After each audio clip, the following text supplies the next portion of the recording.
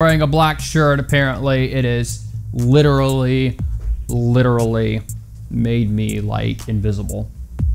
Anyway, let's talk. Got a question today, and I like this question. See if I pull it up here real quick. What does it say? Oh, here we go. Why do we go to church on Sunday? Why Sunday? Signed Anonymous. All right, question asker. You intellectual inquisitor. I can't think of any more. Okay, so why we go to church on Sunday is it's an interesting question, and there's interesting reasons as to why Sunday.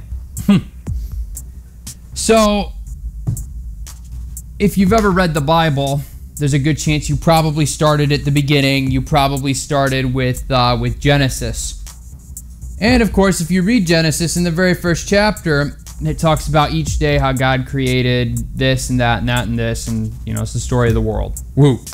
On the seventh day, though, it's interesting. It says, chapter 2, verse 2, by the seventh day God had finished his work, and so he rested. God blessed the seventh day and made it special because on that day he rested from his work. So, already in the very beginning, we're seeing some sort of emphasis being placed on having a certain amount of time set aside that's different than the rest. If God is anything, he's a God of examples. He loves giving us examples to live by. We see this come full circle in two places where God is talking to the Israelites after he's led them out of Egypt. In Exodus chapter 20, verses 8 through 11, he says, remember that the Sabbath day belongs to me. You have 6 days when you can do your work, but the seventh day of each week belongs to me. No one is to work. On and on it goes. That's why I made the Sabbath a special day that belongs to me. Deuteronomy chapter 5 has it a bit more interesting, starting in verse 12. I like how this is worded, actually. Show respect for the Sabbath day. It belongs to me. You have 6 days where you can do your work, but the seventh day of the week belongs to me, your God. And no one is to work on that day, not you or your children, your oxen or donkeys or any other animals, not even the foreigners who live in your towns. And don't make your slaves do any work. This day of rest will remind you that I reached out my mighty arm and rescued you from slavery in Egypt. And it's even in the Ten Commandments. Keeping it holy. To honor the Sabbath and to keep it holy. So, why Sunday? Well, long story short, the week starts on Sunday and it ends on Saturday. Why does the week do that? And why is the week 7 days long to begin with, huh? What's going on here?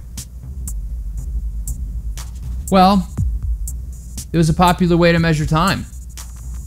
The calendar that we're actually on right now is the Roman calendar. It was created by the Roman Empire. And obviously the Roman Empire ruling a lot of the known world and ruling, quite honestly, one of the most advanced empires of its time. They did a lot of things that were trend-setting.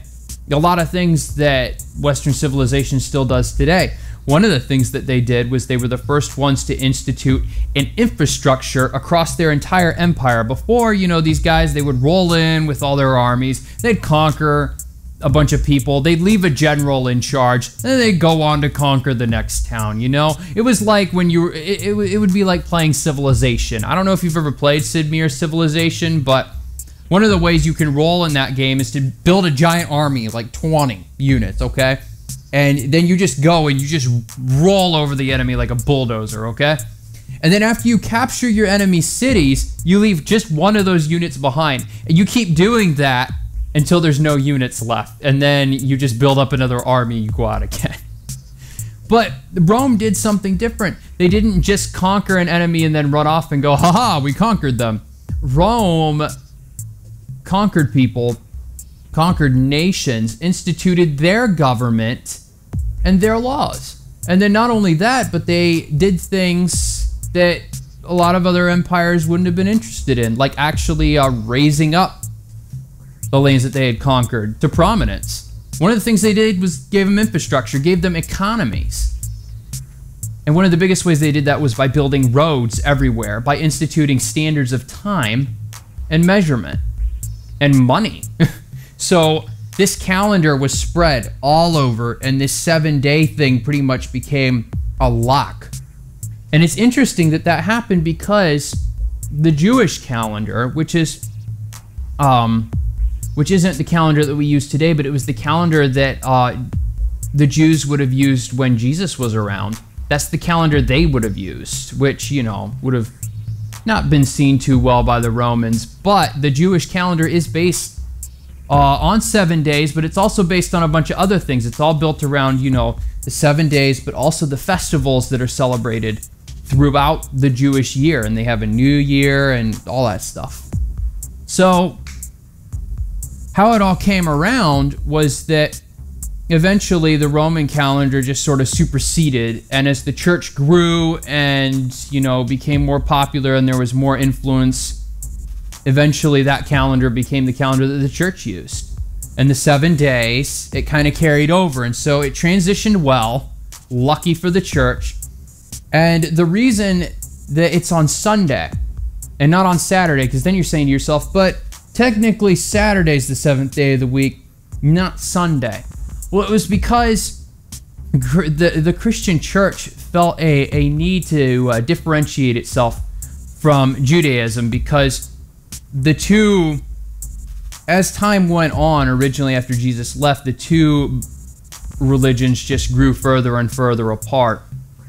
And it was almost out of a, part of it was out of a rivalry, part of it was out of a respect to let them have that day. So Sunday was declared, you know, the Christian Sabbath, you could say.